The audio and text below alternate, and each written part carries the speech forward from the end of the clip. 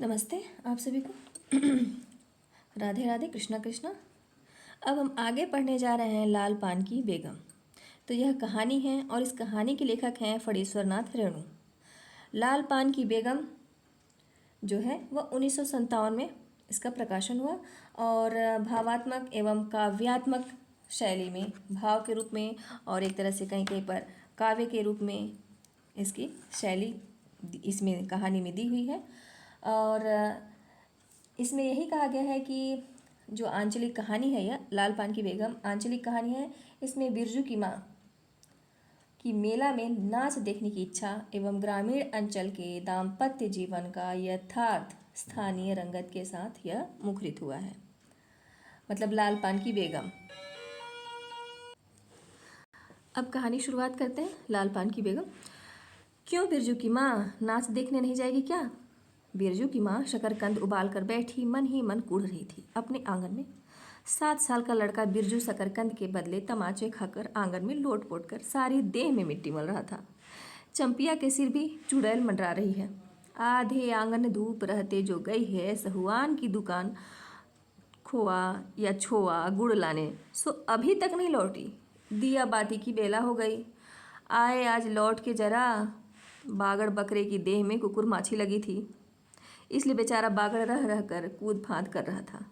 बिरजू की माँ बागड़ पर मन का गुस्सा उतारने का बहाना ढूंढकर निकाल चुकी थी। पिछवाड़े की मिर्च की फूली गांच। बागड़ के सिवा और किसने कलेवा किया होगा? बागड़ को मारने के लिए वह मिट्टी का छोटा ढेला उठा चुकी थी कि पड़ोसिन मखनी फुआ की पुकार सुनाई पड़ी। क्यों बिरजू की माँ नाच देखने नहीं जाएगी क्या? बिरजू की माँ के आगे नाथ और पीछे पगहिया न हो तब न फुआ। गरम गुस्से में बूझी नुकीली बात फुआ की देह में धंस गई और बिरजू की माँ ने हाथ के ढेले को पास ही फेंक दिया। बेचारे बागड़ को कुकुर माछी परेशान कर रही है। आहा आए आए हर आए, इस तरह से बोल रही थी। बिरजू ने लेटे ही लेटे बागड़ को एक डंडा लगा दिया। बिरजू की माँ की इच्छा हुई कि जाकर उसी डंडे से बिरजू का भूत भगा दे, किंतु नीम के पास खड़ी पनभरनियों की खिलखिलाहट सुनकर रुक गई। बोली, ठहर, तेरे बप्पा ने बड़ा हाथ छुट्टा बना दिया है तुझे। बड़ा हाथ चलता है लोगों पर। ठहर ठहर। मखनी फुआ नीम के पास झुकी कमर से घड़ा उतार कर पानी भरकर लौटती पनभरनियों में बिरजू की माँ की बहकी हुई बात का इंसाफ करा रही थी। जरा देखो तो इस बिरजू की माँ को। 4 मन पाठ मतलब झूठ 4 मन पाठ का पैसा क्या हुआ है? धरती पर पाँव ही नहीं पड़ते। निसाफ करो। खुद अपने मुंह से 8 दिन पहले से ही गांव की गली गली में बोलती फिरी है। हाँ, इस बार बिरजू के बप्पा ने कहा है बैलगाड़ी पर बिठाकर बलरामपुर का नाच दिखा लाऊंगा। बैल अब अपने घर है तो 1000 गाड़ी मांगनी मिल जाएगी क्या मंगने से? सो मैंने अभी टोक दिया। नाच देखने वाली सब तो औन पौन कर तैयार हो रही है। रसोई पानी कर रहे हैं। मेरे मुंह में आग लगे क्यों मैं टोकने गई। सुनती हो क्या जवाब दिया बिरजू की माँ ने? मखनी फुआ ने अपने पोपले मुंह के होठों को एक बार मोड़ कर ऐंठती हुई निकाली। अरे हाँ हाँ, बिरजू की मैया के आगे नाथ और पीछे पगहिया ना हो तब ना। आ जंगी की पुता हो जो पुतोह रहती है बिरजू की माँ से नहीं डरती। वह जरा गला खोल कर ही कहती, फुआ सर्वे सित्तल मिर्टी सर्वे सेंटलमेंट के हाकिम के बासा पर फूल झाप किनारी वाली साड़ी पहन के तू भी भट्टा की भेंटी चढ़ाती तो तुम्हारे नाम से भी 2-3 बिघा धनहर जमीन का पर्चा कट जाता। फिर तुम्हारे घर भी आज 10 मन सोना बंग पाठ होता। जोड़ा बैल खरीदता। फिर आगे नाथ और पीछे सैकड़ों पगहिया झूलती। जंगी की पुतोहू जो है मुँह चोर है। रेलवे स्टेशन के पास की लड़की है। 3 ही महीने हुए गौने की नई बहू होकर आई है और सारे कुरमा टोली की सभी झगड़ालू सासों से एकाध मोर्चा ले चुकी है। उसका ससुर जंगी दागी चोर है, सिकिलासी है। उसका खसम रंगी कुरमा टोली का नामी लठैत, इसलिए हमेशा सींग खुजाती फिरती जंगी की पुतोहू। बिरजू की माँ के आंगन में जंगी की पुतोहू की गला खोल बोली, गुलेल की गोलियों की तरह दंदनाती हुई आई थी। बिरजू के माँ ने एक तीखा जवाब खोज कर निकाला, लेकिन मन मसोस कर रह गई। गोबर की ढेरी में कौन ढेरा फेंके? जीभ के झाल को गले में उतारकर बिरजू की माँ ने अपनी बेटी चंपिया को आवाज़ दी। अरे चंपिया, आज लौटे तो तेरी मूड़ी मरोड़कर चूल्हे में झोंकती हूँ। दिन दिन बेचाल होती जाती है। गांव में तो अब थिएटर बेस्कोप का गीत गाने वाली पतुरिया पुतोह सब आने लगी हैं। कहीं बैठ के बाजे न मुरलिया सीख रही होंगी। अरे जाई, अरे चंपिया। जंगी की पुतोह ने बिरजू की माँ की बोली का स्वाद लेकर कमर पर घड़े को संभाला और मटक कर बोली, चल दीदिया चल, इस मोहल्ले में लाल पान की बेगम बसती है। नहीं जानती, दोपहर दिन और चौपहर रात बिजली की बत्ती भक भक कर जलती है। भक भक बिजली बत्ती की बात सुनकर न जाने क्यों सभी खिलखिलाकर हंस पड़ी। फुआ की टूटी हुई दंत पंक्तियों से बीच से एक मीठी गाली निकली, शैतान की नानी। बिरजू की माँ की आंखों पर मानो किसी ने तेज टार्च की रोशनी डालकर चौंधिया दिया। भक भक बिजली बत्ती। 3 साल पहले सर्वे कैंप के बाद गांव की जलंडाही औरतों ने एक कहानी गढ़ के फैलाई थी। चंपिया की माँ के आंगन में रात भर बिजली बत्ती भुकभुकाती थी। चंपिया की माँ के आंगन में नाक वाले जूते की छाप घोड़े की टाप की तरह। जलो जलो और जलो। चंपिया की माँ के आंगन में चांदी जैसे पाट सूखते देखकर जलने वाली सब औरतें खलिहान पर सोनोली धान की बोझों को देखकर बैगन का भुर्ता हो जाएंगी। मिट्टी के बर्तन से टपकते हुए छोवा गुड़ को उंगलियों से चाटती हुई चंपिया आई और माँ के तमाचे खाकर चीख पड़ी, मुझे क्यों मारती हो? सहुआइन जल्दी से सौदा नहीं देती है। सहुआइन रहती है जल्दी सौदा नहीं देती कि नानी।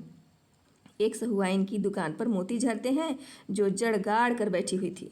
बोल, गले पर लात देकर कल्ला तोड़ दूंगी, हट जाए। जो फिर कभी बाजे न मुरलिया गाते सुना, चाल सीखने जाती है टीसन की छोकरियों से। बिरसू की माँ ने चुप होकर अपनी आवाज़ अंदाजी कि उसकी बात जंगी के झोपड़े तक साफ साफ पहुँच गई होगी। बिरजू बीती हुई बातों को भूलकर उठ खड़ा हुआ था और धूल झाड़ते हुए बर्तन से टपकते गुड़ को ललचाई निगाह से देखने लगा था। दीदी के साथ वह भी दुकान पर जाता तो दीदी उसे भी गुड़ चटाती। ज़रूर वह शकरकंद के लोभ में रहा और मांगने पर माँ ने शकरकंद के बदले, ए मैया एक उंगली गुड़ दे दे। बिरजू ने तलहती फैलाई, दे न मैया एक रत्ती भर। एक रत्ती क्यों? उठा के बर्तन को फेंक आती हूँ पिछवाड़े में, जाके चाटना, नहीं बनेगी मीठी रोटी। मीठी रोटी खाने का मुँह होता है। बिरजू की माँ ने उबले शकरकंद का सूप रोती हुई चंपिया के सामने रखते हुए कहा, बैठ के छिलके उतार, नहीं तो अभी। 10 साल की चंपिया जानती है कि शकरकंद छीलते समय कम से कम 12 बार माँ उसे बाल पकड़कर झकझोरेगी, छोटी छोटी खोट निकालकर गालियाँ देगी। पाँव फैला के क्यों बैठी है उस तरह बेलज्जी? चंपिया माँ के गुस्से को जानती है। बिरजू ने इस मौके पर थोड़ी सी खुशामद करके कहा, मैया मैं भी बैठ कर शकरकंद छीलूँ? नहीं, माँ ने झिड़की दी, एक शकरकंद छीलेगा और 3 पेट में। जाके सिद्धू की बहू से कहो 1 घंटे के लिए कड़ाही मांग कर ले गई तो फिर लौटाने का नाम नहीं, जा जल्दी। मुंह लटकाकर आंगन से निकलते निकलते बिरजू ने शकरकंद और गुड़ पर निगाहें दौड़ाई। चंपिया ने अपने झबरे केश की ओट से माँ की ओर देखा और नज़र बचाकर चुपके से बिरजू की ओर एक शकरकंद फेंक दिया। बिरजू भागा। सूरज भगवान डूब गए, दिया बत्ती की बेला हो गई, अभी तक गाड़ी। चंपिया बीच में ही बोल उठी, कोयरी टोले में किसी ने गाड़ी नहीं दी मैया। बप्पा बोले माँ से कहना सब ठीक ठाक करके तैयार रहें, मलदहिया टोली के मियाँ जान की गाड़ी लाने जा रहा हूँ। सुनते ही बिरजू की माँ का चेहरा उतर गया। लगा छाती की कमानी उतर गई घोड़े से अचानक। कोयरे टोले में किसी ने गाड़ी मंगनी नहीं दी, तब मिल चुकी गाड़ी। जब अपने गांव के लोगों की आंख में पानी नहीं तो मलदहिया के मियाँ जान की गाड़ी का क्या भरोसा? न 3 में न 13 में। क्या होगा शकरकंद छिलकर, रख दे उठा के। यह मर्द नाच दिखाएगा, बैलगाड़ी पर चढ़कर नाच दिखाने ले जाएगा। चढ़ चुकी बैलगाड़ी पर देख चुकी जी भर नाच, पैदल जाने वाली सब पहुंचकर पुरानी हो चुकी होंगी। बिरजू छोटी कड़ाही सिर पर औंधा कर वापस आया। देख दीदिया मलेटरी टोपी, इस पर 10 लाठी मारने पर भी कुछ नहीं होता। चंपिया चुपचाप बैठी रही, कुछ बोली नहीं, जरा सी मुस्कुराई भी नहीं। बिरजू ने समझ लिया माया का गुस्सा अभी उतरा नहीं है पूरे तौर से। मढ़ैया के अंदर से बागड़ को बाहर भागती हुई बिरजू की माँ बड़बड़ाई, कल की पंचकौड़ी कसाई के हवाले करती हूँ राक्षस तुझे। कल की पंचकौड़ी कसाई के हवाले करती हूँ राक्षस तुझे। हर चीज़ में मुँह लगाएगा। चंपिया बांध दे बागड़ को, खोल दे गले की घंटी, हमेशा टुनुर टुनुर, मुझे जरा नहीं सुहाता। टुनुर टुनुर सुनते ही बिरजू को सड़क से जाती हुई बैलगाड़ियों की याद हो आई। अभी बबुआ आन टोले की गाड़ियाँ नाच देखने जा रही थीं। झुनुर झुनुर बैलों की झुमकी। तुमने बेसी बक बक मत करो, बागड़ के गले से झुमकी खोलती बोली चंपिया। चंपिया, डाल दे चूल्हे में पानी। बप्पा आवे तो कहना कि अपने उड़न जहाज पर चढ़कर नाच देख आए। मुझे नाच देखने का शौक़ नहीं, मुझे जगाइयो मत कोई, मेरा माथा दुख रहा है। मढ़ैया के ओसारे पर बिरजू ने फिसा के पूछा, क्यों दीदिया, नाच में उड़न जहाज भी उड़ेगा? चटाई पर कथरी ओढ़कर बैठती हुई चंपिया ने बिरजू को चुपचाप अपने पास बैठने का इशारा किया। मुफ्त में मार खाएगा बेचारा। बिरजू ने बहन की कथरी में हिस्सा बांटते हुए चुक्की मुक्की लगाई। जाड़े के समय इस तरह घुटने पर ठुड्डी रखकर चुक्की मिक्की लगाना सीख चुका है वह। उसने चंपिया के कान के पास मुँह ले जाकर कहा, हम लोग नाच देखने नहीं जाएंगे, गांव में एक पंछी भी नहीं है, सब चले गए। चंपिया को तिल भर भी भरोसा नहीं। संझा तारा डूब रहा है, बप्पा अभी तक गाड़ी लेकर नहीं लौटे। 1 महीना पहले से ही मैया कहती थी बलरामपुर के नाच के दिन मीठी रोटी बनेगी, चंपिया छीट की साड़ी पहनेगी, बिरजू पैंट पहनेगा बैलगाड़ी पर चढ़कर। चंपिया की भीगी पलकों पर एक बूंद आंसू आ गया। बिरजू का भी दिल भर आया। उसने मन ही मन इमली पर रहने वाले जिन बाबा को एक बैंगन कबूला, गाछ का सबसे पहला बैंगन उसने खुद जिस पौधे को रोपा है। जल्दी से गाड़ी लेकर बप्पा को भेज दो जिन बाबा। मढ़ैया के अंदर बिरजू की माँ चटाई पर पड़ी करवटें ले रही थी। पहले से किसी बात का मंसूबा नहीं बांधना चाहिए किसी को। भगवान ने मंसूबा तोड़ दिया, उसको सबसे पहले भगवान से पूछना है, यह किस चुक का फल दे रहे हो भोला बाबा? अपने जानते उसने किसी देवता पितर की मान मनौती बाकी नहीं रखी। सर्वे के समय जमीन के लिए जितनी मनौतियाँ की थीं ठीक ही तो महावीर जी का रोट तो बाकी ही है। हाय रे दैव, भूल चुक माफ़ करो महावीर बाबा, मनौती दूनी करके चढ़ाएगी बिरजू की माँ। बिरजू के माँ के मन में रह रह कर जंगी की पुतोहों की बात चुभती है। भक भक बिजली बत्ती, चोरी चमारी करने वाली की बेटी पुतोह जलेगी नहीं। 5 बीघा जमीन क्या हासिल की है बिरजू के बप्पा ने? गांव की भाई खौकियों की आंखों में किरकिरी पड़ गई है। खेत में पाटा लगा देखकर गांव के लोगों की छाती फटने लगी। धरती फोड़कर पाट लगा है। बैसाखी बादलों की तरह उमड़ते आ रहे हैं पाट के पौधे। तो अलान तो फलान, इतनी आंखों की धार भला फसल सहे। जहाँ 15 मन पाट होना चाहिए, सिर्फ 10 मन पाट काटा पर तौल के ओजन हुआ भगत के यहाँ। इसमें जलने की क्या बात है भला? बिरजू के बप्पा ने तो पहले ही कुरमा टोली के एक एक आदमी को समझा के कहा, जिंदगी भर मजदूरी करते रह जाओगे, समय सर्वे का हो रहा है, लाठी कड़ी करो तो 2-4 बीघे ज़मीन हासिल कर सकते हो। सो गांव की किसी पुत खौकी का भतार सर्वे के समय बाबू साहेब के खिलाफ खांसा भी नहीं। बिरजू के बप्पा को कम सहना पड़ा है। बाबू साहेब गुस्से से सर्कस नाच के बाघ की तरह उमड़ते रह गया। उनका बड़ा बेटा घर में आग लगाने की धमकी देकर गया। आखिर बाबू साहेब ने अपने सबसे छोटे लड़के को भेजा। बिरजू की माँ को मौसी कह के पुकारा। यह ज़मीन बाबूजी ने मेरे नाम से खरीदी थी, मेरी पढ़ाई लिखाई उसी ज़मीन की उपज से चलती है। और भी कितनी बातें। खूब मोहना जानता है, उतना जरा सा लड़का जमींदार का बेटा है कि। चंपिया, बिरजू सो गया क्या? यहाँ आ जा बिरजू, अंदर। तू भी आ जा चंपिया, भला आदमी आए तो एक बार आज। बिरजू के साथ चंपिया अंदर चली गई। ढिबरी बुझा दे, बप्पा बुलाएं तो जवाब मत देना, खपच्ची गिरा दे। भला आदमी रे, भला आदमी, मुँह देखो जरा इस मर्द का। बिरजू की माँ दिन रात मंझा न देती रहती तो ले चुके थे ज़मीन। रोज़ आकर माथा पकड़ के बैठ जाएं, मुझे ज़मीन नहीं लेनी है बिरजू की माँ, मुझे ज़मीन नहीं लेनी है बिरजू की माँ, मजूरी ही अच्छी।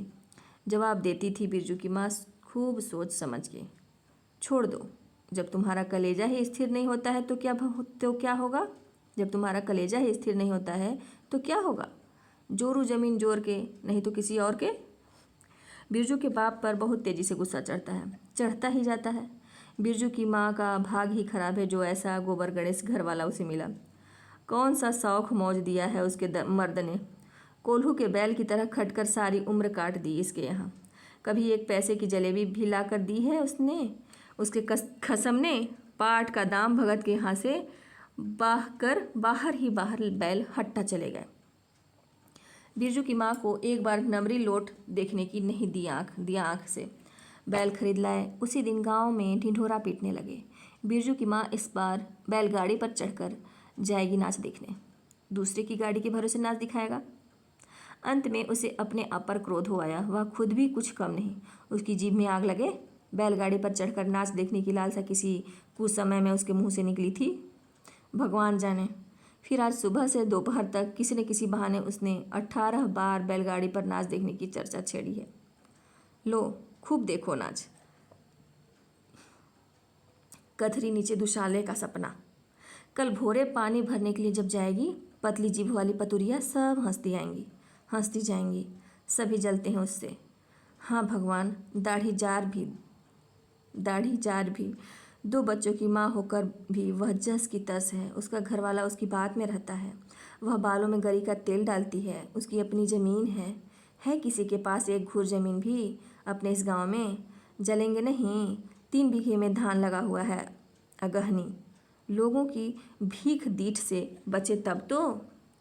बाहर बैलों की घंटियां सुनाई पड़ी। तीनों सतर्क हुए, उत्कण होकर सुनते रहे। अपने ही बैलों की घंटी है, क्यों रे चंपिया और बिरजू ने प्राय एक ही साथ कहा, चुप। बिरजू की माँ ने फिसफिसा कर कहा, शायद गाड़ी भी है, घड़घड़ाती है ना। दोनों ने फिर हुंकारी भरी। चुप, गाड़ी नहीं है। तू चुपके से टट्टी में छेद करके देख तो आ चंपी, भाग के आ। चुपके चंपिया बिल्ली की तरह हौले हौले पाँव से टट्टी के छेद से झाँक आई। मतलब एक तरह से टाटी जो लकड़ी का बना होता है। हाँ मैया, गाड़ी भी है। बिरजू हड़बड़ा कर उठ बैठा। उसकी माँ ने उसका हाथ पकड़कर सुला दिया। बोले मत।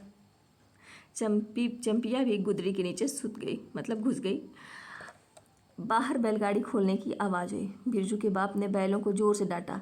हाँ आ गए। घर आने के लिए छाती फटी जाती थी। बिरजू की माँ ताड़ गई। जरूर मलदहिया टोली में गांजे की चिलम चढ़ रही थी। आवाज़ तो बड़ी खनखनाती हुई निकल रही है। चंपिया, हाँ, बाहर से पुकार कर कहा उसके बाप ने। बैलों को घास दे दे चंपिया। अंदर से कोई जवाब नहीं आया। चंपिया के बाप ने आंगन में आकर देखा तो रोशनी, न चिराग न चूल्हे में आग। बात क्या है? नाच देखने उतावली होकर पैदल ही चली गई क्या? बिरजू के गले में खसखसाहट हुई और उसने रोकने की पूरी कोशिश भी की, लेकिन खांसी जब शुरू हो गई तो पूरे 5 मिनट तक वह खांसता रहा। बिरजू, बेटा बिरजमोहन, बिरजू के बाप ने पुचकार कर बुलाया। मैया गुस्से के बाहर सो गई क्या? अरे अभी तो लोग जा ही रहे हैं। बिरजू की माँ के मन में आया कि कस कर जवाब दे, नहीं देखना है नाच, लौटा दो गाड़ी। चंपिया, हाँ, उठती क्यों नहीं? ले, धान की पंचशीश रख दे। धान की बालियों का छोटा झब्बा झोपड़े के ओसरे में रख कर उसने कहा, दिया बालो। बिरजू की माँ उठकर ओसारे पर आई। 1:30 पहर रात को गाड़ी लाने की क्या जरूरत थी? नाच तो अब खत्म हो रहा होगा। ढिबरी की रोशनी में धान की बालियों का रंग देखते ही बिरजू की माँ के मन का सब मैल दूर हो गया। धानी रंग उसकी आंखों से उतर कर रोम रोम में घुल गया। नाच अभी शुरू भी नहीं हुआ होगा। अभी बलमपुर के बाबू जो हैं, संपनी गाड़ी मोहनपुर होटल बंगला से हाकिम साहब को लाने गई है। इस साल आखिरी नाच है। पंचशीश टट्टी में खोस दे। अपने खेत का है। अपने खेत का? हुलसती हुई बिरजू की माँ ने पूछा। पक गए धान? नहीं, 10 दिन में अघन चढ़ते चढ़ते लाल होकर झुक जाएंगी सारे खेत की बालियाँ। मलदहिया टोली पर जा रहा था, अपने खेत में धान देखकर आंखें जुड़ा गई। सच कहता हूँ, पंचशीश तोड़ते समय उंगलियाँ काँप रही थी मेरी। बिरजू ने धान की एक बाली से एक धान लेकर मुंह में डाल लिया और उसकी माँ ने एक हल्की डांट दी। कैसा लुक्कड़ है रे तू? इन दुश्मनों के मारे कोई नेम धर्म बचे? क्या हुआ, डांटती क्यों है? नौवान के पहले ही नया धान जुठा दिया, देखते नहीं? अरे इन लोगों का सब कुछ माफ़ है। चिड़ई चुरमुन है यह लोग। दोनों के मुंह में नौवान के पहले नया अन्न न पड़े। इसके बाद चंपिया ने भी धान की बाली से 2 धान लेकर दांतों तले चबाया। ओ मैया, इतना मीठा चावल! और गमकता भी है न दीदिया। बिरजू ने फिर मुंह में धान लिया। रोटी पोटी तैयार कर चुकी क्या? बिरजू के बाप ने मुस्कुराकर पूछा। नहीं, मान भरे सुर में बोली बिरजू की माँ। जाने का ठिकाना नहीं और रोटी बनाती। वाह, खूब हो तुम लोग। जिसके पास बैल है उसे गाड़ी मंगनी नहीं मिलेगी भला। गाड़ी वालों को भी कभी बैल की ज़रूरत होगी, पूछूंगा तब कोयरी टोला वालों से। ले जल्दी से रोटी बना ले, देर नहीं होगी। अरे टोकरी भर रोटी तो तू पलक मारते बना देती है, 5 रोटियां बनाने में कितनी देर लगेगी। अब बिरजू की माँ के होठों का मुस्कुराहट खुलकर खिलने लगी। उसने नज़र बचाकर देखा, बिरजू का बप्पा उसकी ओर एकटक निहार रहा है। चंपिया और बिरजू न होते तो मन की बात हंसकर खोलने में देर न लगती। चंपिया और बिरजू ने एक दूसरे को देखा और खुशी से उनके चेहरे जगमगा उठे। मैया बेकार गुस्सा हो रही थी ना। चंपी जरा घैल सार में खड़ी होकर मखनी फुआ को आवाज़ दे तो। ए फुआ, सुनती हो फुआ, मैया बुला रही है। फुआ ने कोई जवाब नहीं दिया, किंतु उसकी बड़बड़ाहट स्पष्ट न दी। हाँ, अब फुआ को क्यों घुराती है? सारे टोले में बस एक फुआ ही तो बिना नाथ पगहिया वाली है। अरे फुआ, बिरजू की माँ ने हंसकर जवाब दिया, उस समय बुरा मान गई थी क्या?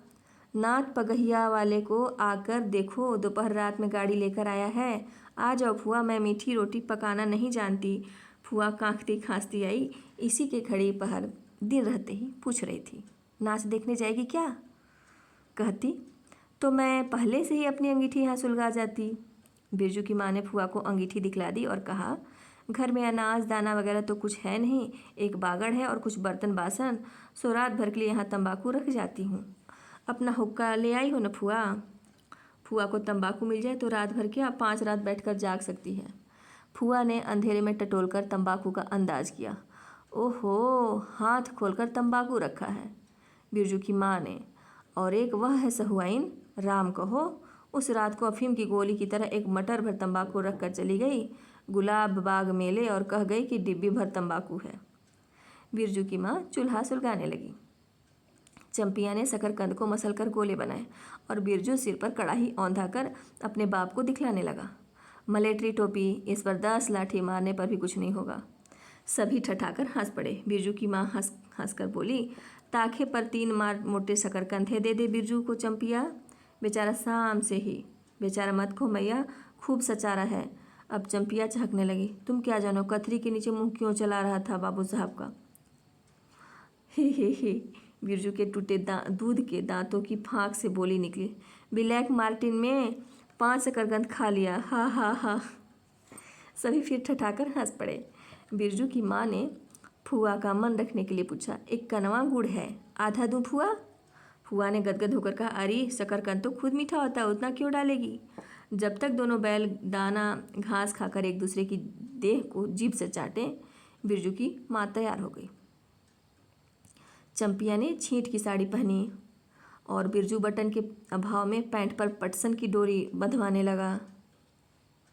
बिरजू की माँ ने आंगन से गांव की ओर कान लगाकर सुनने की चेष्टा की। इतनी देर तक भला पैदल जाने वाले रुके रहेंगे। पूर्णिमा का चांद सिर पर आ गया है। बिरजू की माँ ने असली रूपा का मंग टिक्का पहना है आज पहली बार। बिरजू के बप्पा को हो क्या गया है, गाड़ी जोतता क्यों नहीं? मुंह की ओर एकटक देख रहा है, मानो नाच की लाल पान की। गाड़ी पर बैठते ही बिरजू की माँ की देह में एक अजीब गुदगुदी लगने लगी। उसने बांस की बल्ली को पकड़कर कहा, गाड़ी पर अभी बहुत जगह है, जरा दाहिनी सड़क से गाड़ी हाँकना। बैल जब दौड़ने लगे और पहिया जब चूँ चूँ करके घर घर आने लगा तो बिरजू से नहीं रहा गया। उड़न जहाज की तरह उड़ाओ बप्पा। गाड़ी जंगी के पिछवाड़े पहुंची। बिरजू की माँ ने, जरा जंगी से पूछो ना, उसकी पतोह नाच देखने चली गई क्या? गाड़ी रुकते ही जंगी के झोपड़े से आती हुई रोने की आवाज़ स्पष्ट हो गई। बिरजू के बप्पा ने पूछा, अरे जंगी भाई, काहे कन्ना रोहट हो रहा है आंगन में? जंगी घूर ताप रहा था। बोला, क्या पूछते हो रंगी, बलरामपुर से लौटा नहीं, पुतोहिया नाच देखने कैसे जाए? आसरा देखते देखते उधर गांव की सभी औरतें चली गई। अरे टीशन वाली, तो रोती है काहे? बिरजू की माँ ने पुकार कर कहा, आ जा, झट से कपड़ा पहनकर, सारी गाड़ी पड़ी हुई है बेचारी, आ जा, सारी गाड़ी पड़ी हुई है बेचारी, आ जा जल्दी। बगल के झोंपड़े से राधे की बेटी सुनरी ने कहा, काकी गाड़ी में जगह है, मैं भी जाऊंगी। बांस की झाड़ी के उस पार लरेना खवास का घर है, उसकी बहू भी नहीं गई है, गिलट का झुमकी कड़ा पहनकर झमकती आ रही है। आजा, जो बाकी रह गई हैं सब आ जाएं जल्दी। जंगी की पुतोह, लरेना की बीबी और राधे की बेटी सुनरी तीनों गाड़ी के पास आईं। बैल ने पिछला पैर फेंका। बिरजू के बाप ने एक भद्दी गाली दी, साला लताड़ मारकर लंगड़ी बनाएगा पुतुओं को। सभी ठठाकर हंस पड़े। बिरजू के बाप ने घूंघट में झुकी दोनों पुतुओं को देखा। उसे अपने खेत की झुकी हुई बालियों की याद आ गई। जंगी की पुतुओं का गौना 3 ही मास पहले हुआ है।